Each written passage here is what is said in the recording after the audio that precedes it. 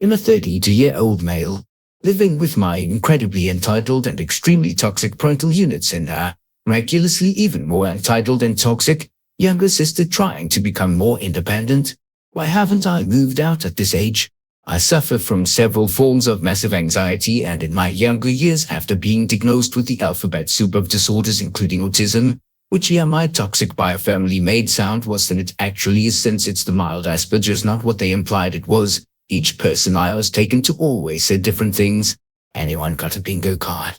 My family started treating me like a outcast to the point they wouldn't even call me by my name. They would just go, "Boy, do the dishes." Or they would just grab me and drag me and order me to do some bit of housework or another. My siblings never had to do this, and still don't for the most part. I was no longer a member of the family. I was treated more like a dog that rolled in something smelly than a kid that with a little bit of help could have grown into a well-adjusted adult. But where are my manners? I jumped right into the main issue without explaining why my parents and younger sister are entitled. I may ramble a bit here because I have a bad habit of going on a tangent when people actually listen, or read in this case, and the brain bees, which is what I call my distracted and thought process, ran away with me.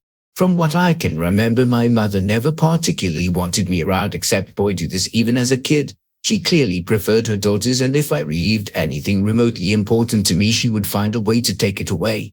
And honestly, she'd do her best to destroy it before letting me find it.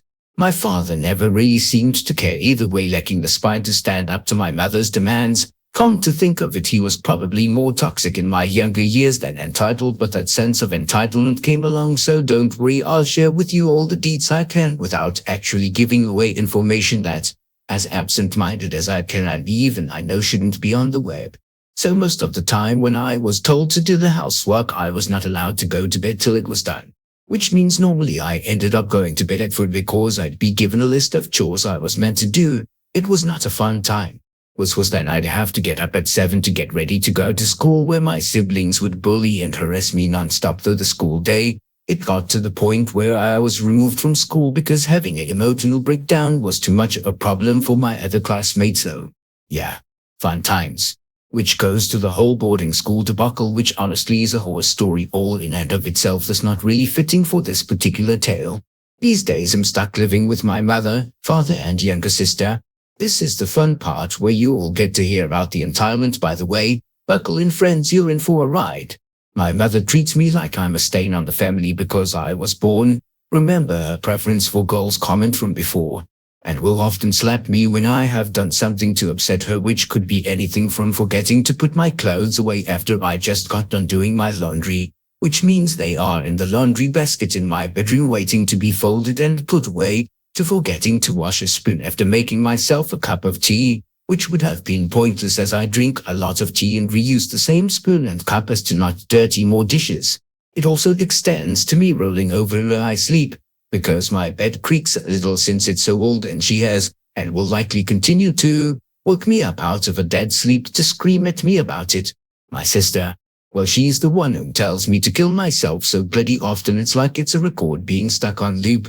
She will often shoulder check me or push me out the way when I'm nearby just because I was in the way when there was clearly plenty of space for her to pass. Then in a smug little voice she will go, "Oh, sorry, I didn't see you. Next time get out of my way," before kicking me in the gut and laughing. She is the sort of person who demands everything be about her. I swear good 23 hours of the stories I've heard about Karens in the wild could apply to my sister with ease. She also tends to eat everything in the house. Even more so if she'd been told ahead of time it was my food.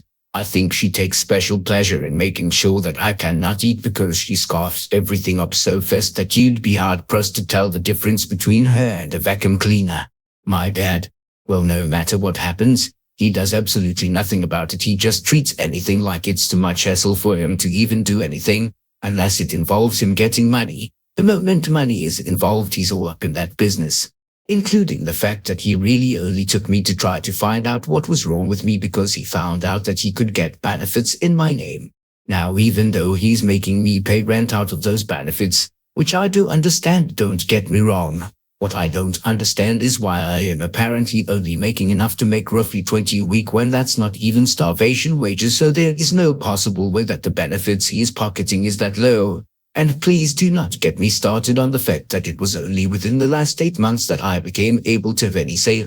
I have reached out multiple times for help from others, but nothing ever comes from it. I have a small friend group online now that has helped me start to come out of my shell, to be able to make this post even. They encouraged me to start saving and pulling little bits of money to get an electronic vehicle scooter, so I could say get a local job to save up money to move out to the US where a friend of mine has a room set aside for me for a fresh start.